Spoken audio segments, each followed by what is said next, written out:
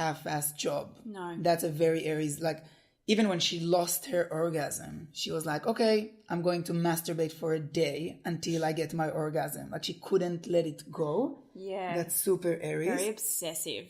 And she's very task-orientated. Very task-oriented, very child. Also, like, her fear of growing old. Yeah, and in a recent episode as well, which I watched, when she's trying to find out if her boyfriend's cheating on her, she goes to great lengths to follow him around wearing a Raquel Welch-inspired wig so that he doesn't know that she's following him around, to discover that he is, in fact, cheating on her. And then she just dumps his ass and she says another one-liner and smashes something in the room. Yep. Even when she went full Leslie, and wow, which was another episode I watched, where she goes all the way. Like, she just... Yeah, she likes the challenge. She like, you know, and there's also the episode when she's like with this guy with that has like a large penis, and he tells her like, oh, like, most girls can't take it. And her response, as a very Aries response, is, well, I'm not most girls. And then obviously her famous sentence, maybe you're dating Mr. Big and I'm dating Mr. Too Big. Oh my God. Wow. Can we talk about Mr. Big? Oh, must we? He is, in hindsight, he's really creepy. Like, he's just the SVU guy with a lot of makeup on. Somehow this show didn't age well. You watch it and it's very like relevant to the early, like the 90s. It's hard to relate, but somehow they managed to write a character that encompasses every daddy issue that ever existed. Seriously, he doesn't really listen to Carrie. He disappears without telling her where he's going. He tries to pretend like he's got all the money and the power all the time. What about when he leaves New York in the famous episode, season 4, episode 18, I Heart New York? And she just happens to go to his house and realize he packed up everything, and she keeps talking at him, and his answers are one-dimensional, one words. And also he does call her kid, so he's like exacerbating the daddy issues. Yeah. But in his defense, she did call him at 4 a.m. saying, I'm lonely. Can I come over just as a friend? So, you know, like, he's pretty chill.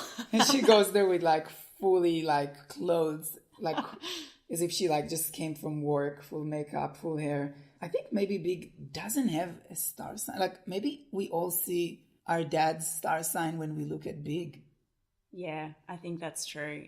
He's beyond being categorized. Yep. What did you think of Aiden? Do you think that he was better than Big? Do you think that he had a star sign, or was he also a daddy issue, maybe a son issue? Yeah, I think he's more of a son issues, which I think is a very underrated issue that people can have. Yeah. I think we always say, oh, that guy, you know, I'm into him because I've got daddy issues, but you can also have like son issues as well. But that's another episode altogether. We won't go down that path for now. But yeah, Aiden he ticked all the right boxes. He was the guy that was nice and good to her, and he... A bit chunky. Yeah, and he was always like, hey, what you doing? What's up? What's going on, kid? Let's go, you know, and just, you know, hot and all of the things, but he wasn't her Big. And It's tricky because Big was so creepy, so you were given this, you know, polarity between Aiden and Big. Yeah. When some people might be more of a Burger fan. Who the hell was that? Burger was the one that broke up with her with a Post-it note. And I think that's what every girl really secretly wants.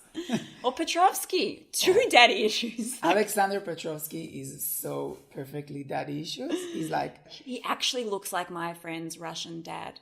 Oh, and he's so nice, and he like plays, like gives her good food and good, like, you know, wine. Which Aiden, I think, is Taurus because of the furniture and the body and the possessiveness. Yeah, he is a bit possessive. Where he's like, why aren't you wearing the wedding ring on your finger, Carrie? Huh? And even when because she wasn't that into him. And it's also sad because she cheated on him, which is like the worst thing you can do to a Taurus. Oh, yeah. But he actually still kind of gave it another shot, I think. Yeah, which is also unexpected of him as a Taurus. Well, this show also had some representation of LGBT characters. I don't know if it was the best representation, because, for example, when Samantha was lesbian for a while, they only referred to her girlfriend Maria as her lesbian lover. They never said Maria or your girlfriend. Yeah, and Carrie literally says, "There's, is bisexual even a thing? It's just, being on the way to gay town." Literally says that. Yeah. Which, thankfully we're a bit more progressed than that now. And the fact that there even were characters, who identified as gay or bisexual, that, Samantha could one episode be really passionate about Maria and then the next episode be, sleeping with many men.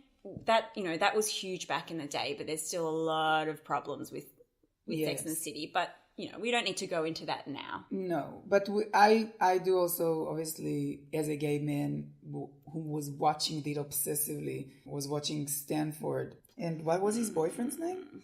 Which one? The one the that Latin no. boyfriend? No, that wasn't his boyfriend. That was Charlotte's best friend. Oh, yeah. That they hated each other. Yeah. But at least they were like, not all gay guys have to date. Yeah. They did try and set them up. And it didn't work. But don't they end up together at the end? No, anyway? they don't. I don't think they end up together. Yeah, but they're both very like stereotypically like camp and gay. Which is, honestly, at that time, I don't think that people even knew that you can write a gay character in a different manner. So, at least they were there. Any other characters that you feel like really made the show what it is? Oh, I think New York City was a character, but that's a whole nother conversation, Itai. Let's be honest. I heart New York. It was a character. Carrie, even in the episode where Big leaves, she's like, "You owe it to us." And by us, I mean me and New York. Yeah. Oh gosh. It's worth watching again for those who haven't revisited. Just putting it out there, go watch it and see what it brings up for you. Pretty hectic show. Pretty shocking. I was actually reflecting on Sex and the City the movie, because there's not one but there's several. And I remember when I was a wee little girl, going to see the opening of the Sex and the City movie with my gal pals, and we all went and got Cosmopolitans at Crown Casino in Melbourne. Which were disgusting, because nowhere in Melbourne you can actually get a Cosmopolitan. But it was a film that made people feel like we were all in New York City. We were all living that life of, so true. Having your midriff exposed whilst walking down the street and never having to work and always going out for breakfast. No one works there. But yeah, I think that the movies, I know people really hate the movies. I personally really liked the movies because I wasn't allowed to watch Sex and the City as a kid. And I had to watch it, from behind the couch, or just watch it, waiting. The couch? No, because there was the TV and then there was the couch, and then I could be behind the couch, and the people on the couch wouldn't know that I'm behind them. So I was watching it like a creep. And then, but when the movies came out, I was already old enough to go and watch the movies. And I will never forget the moment you came out from the couch. I came out as a gay person from the couch, from behind the couch, halfway through a Sex and the City episode. But in the movie when she has that, that dream wedding in the library or wherever she wants that, or is that in the show? I think it was in the movie. And then Big, that motherfucker, calls her and he says, I can't come. And she just collapses, and flower in slow motion, her bouquet falls into the ground, and her friends, her soulmates, because if we hold her. If we stick to the fact that we think she's a Leo, Carrie Bradshaw, then that's the ultimate humiliation. She's losing face in front of all of New York City. Oh my God! On her wedding, her wedding was covered by the media. She's like a local celebrity in New York as Carrie Bradshaw. And for those who tuned into our last episode, which is not episode 7, episode 6, you'll remember that the media is governed by Mercury, the planet. So just a little ad in there. Last episode, Mercury, all about the media. Go get on it. And then he tells her that he can't come, and she says something like, I knew you would do it. I remember my little 16-year-old heart. Before, all my big heartbreaks and heartache that came after that. But I could feel the pain, through that screen. It was fucking painful to watch. And it's, it's like it comes after watching 6 seasons, and you gained all this sadness around this sick relationship that she has with Big, that beautiful Leo only needs to be appreciated, and then getting like slapped in the fucking face by this, I would say Aquarius, because obviously that's for me.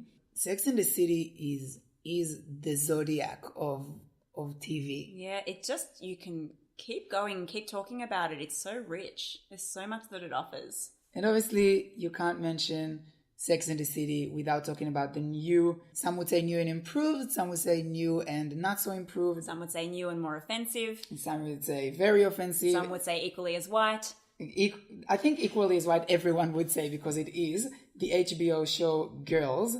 That is, a lot of people do call it the new Sex and the City. And they really tried to make the same show, but more up to date and like socially aware. Even though at the end of the day, as you said, it's 4 white women in New York talking about themselves. But they really mixed up the star signs. Hannah Horvath is not a Leo. What is Hannah Horvath? I know, she's definitely self-obsessed in an insane type of way. I think she could be Aquarian, or she's something like, she's an air sign for me. She's all over the place. Yeah, she's an air sign. She's all over the place because she's also like super creative. She wants to be the voice of the generation, or a voice of a generation. She doesn't even care. She just want to be remembered, acknowledged, whatever. Maybe a Gemini. I was also thinking. Wow. Maybe they're all Geminis, because they're all like kind of like all over the place. Sometimes witty banter, and like there's nothing that happens from it. They're all hot air. Yeah, wow. I never thought about a show where everyone is a Gemini, but it might be girls. It's my worst nightmare. Even, what's his name? The guy, the Mr. Big of her. What's his name? Like Kylo Ren from Star Wars. It's funny when he started to do Star Wars. Gross one. Yeah, Ben? I don't know. Anyway, he's also a Gemini. He also like half there, and then he's like, I love you, and then he's not there, and then fucking show of Geminis, girls.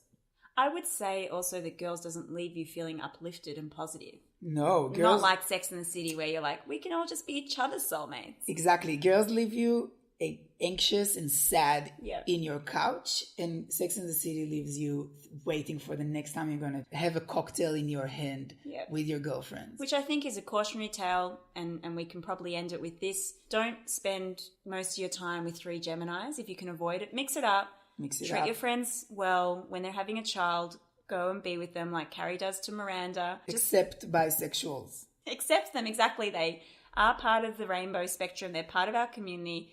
And yeah, I just think that's a really important take-home message for this episode of Astrology Roast. Thank you for tuning in. Follow us on Instagram @AstrologyRoast, and we'll see you next time.